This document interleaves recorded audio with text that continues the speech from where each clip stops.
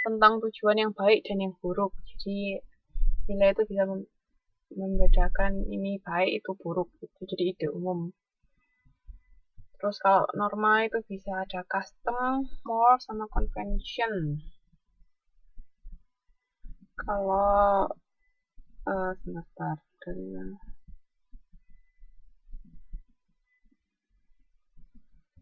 kalau custom itu norma yang diturunkan dari masa lampau yang mengatur dasar kehidupan. Seperti pembagian pekerjaan dalam rumah tangga. Jadi kayak misalnya ibu mungkin kan mayoritas kan ibu itu bagian yang masak, terus bapak bagian yang bekerja. Tapi mungkin sekarang karena zaman sudah berubah, bisa pembagiannya bisa beda. Itu custom ya, jadi sudah di norma yang diturunkan dari zaman dahulu sampai sekarang. Terus kalau moray itu custom dengan penyimpangan moral yang kuat. Jadi lebih sering melibatkan perilaku yang tabu atau dilarang seperti kanibalisme. Jadi kejahatan makin sering bertemu dengan sanksi yang kuat dari anggota lain dalam masyarakat. Convention norma yang berdasarkan pada tingkah laku dalam kehidupan sehari-hari berhubungan dengan seluk-beluk perilaku konsumen. Itu jenis-jenis norma. Terus habis itu di sini ada sebentar.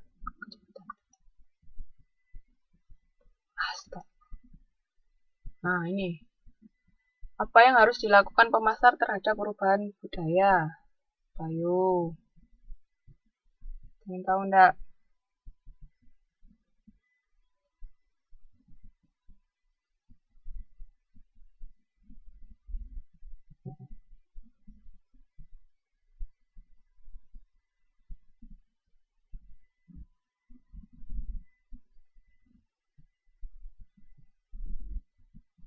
Apa yang harus dilakukan ketika pemasar menghadapi perubahan budaya?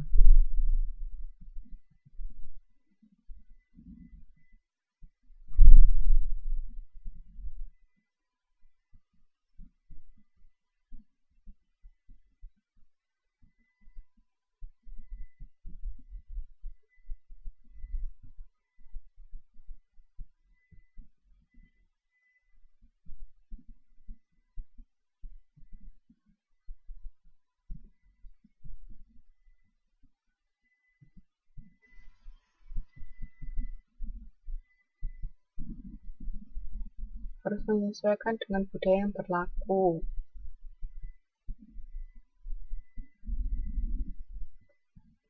Oke. Jadi kan karena budaya itu tadi bisa berevolusi ya, makanya pemasar itu juga harus beradaptasi dengan perubahan budaya tersebut. Misalnya juga dari budaya satu negara ke negara sama negara lain kan budayanya berbeda, itu juga harus beradaptasi. Pokoknya intinya kalau kalau pemasar dia harus beradaptasi dengan budaya di mana dia akan memasarkan barang dan jasanya gitu. Oke. Jadi nggak boleh statis ya, tapi harus dinamis kalau jadi pemasar. Misalnya kita nggak tahu budaya di satu tempat, kita kita bikin yang misalnya di tempat itu nggak disukai, tapi kita bikin seperti itu. Nah itu kan nggak akan ada yang mau beli produk kita. Atau nah sini pengaruh budaya terhadap perilaku konsumen, kategori perilaku penyerapan produk baru itu ada inovators.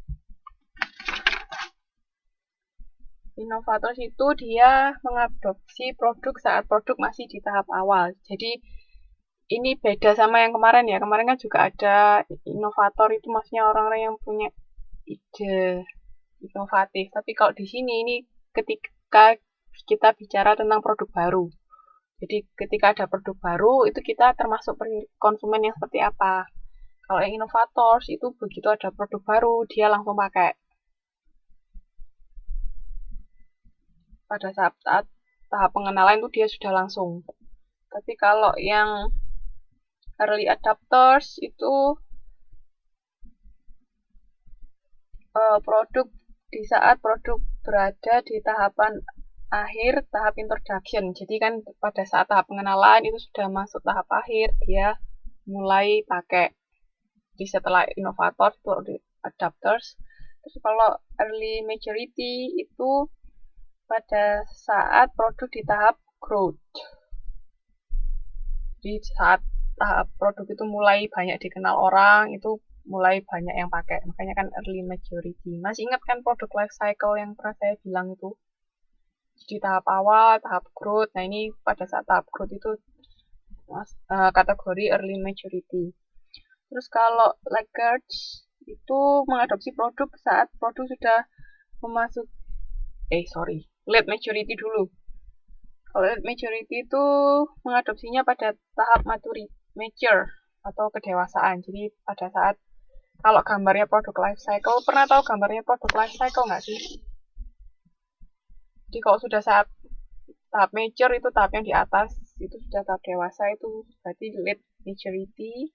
Terus kalau yang laggards itu ketika tahap penurunan, justru pada saat tahap penurunan mereka baru menggunakan produk tersebut. Jadi sudah mulai mau menghilang produknya, mereka baru pakai. Itu yang terakhir. Oke. Itu sama. Pionir kan juga termasuk orang-orang, atau kalau produk pionir berarti kan produk dari inovator tadi. Jadi sama. Pionir itu kan pendahulu kan. Jadi orang yang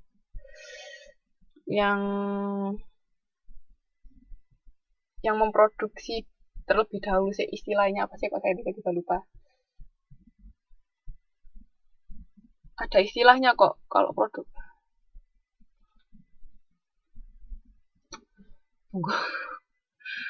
Tunggu, saya tiba-tiba lupa. Ada istilahnya kok. Maksudnya perusahaan yang dia jadi orang yang pertama itu istilahnya.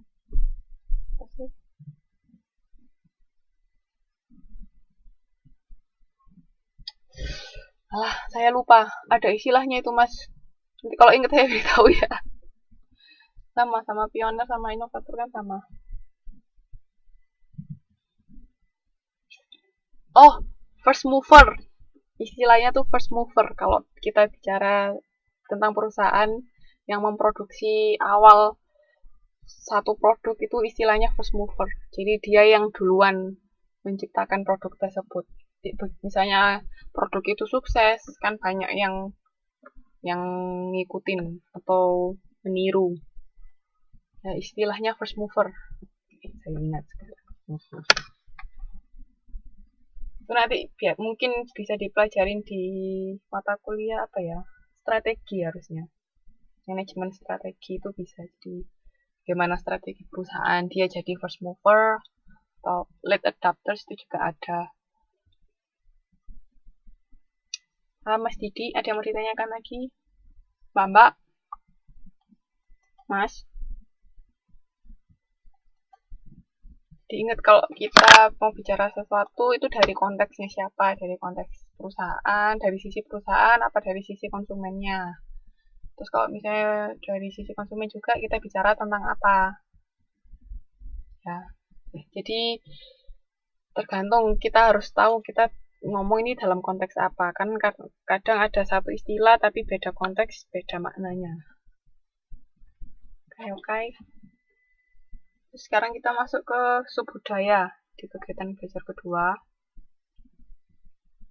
Di subbudaya itu grup budaya dalam cakupan berbeda yang menggambarkan segmen yang teridentifikasi dalam masyarakat yang lebih besar.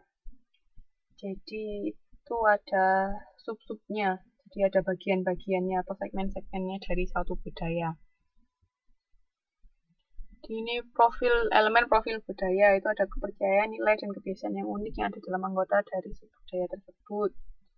Terus tema budaya utama yang dibagi ke dalam kebanyakan populasi berbeda dalam setiap keanggotaan subbudaya yang spesifik. Nah, ini kalau kita bicara subbudaya itu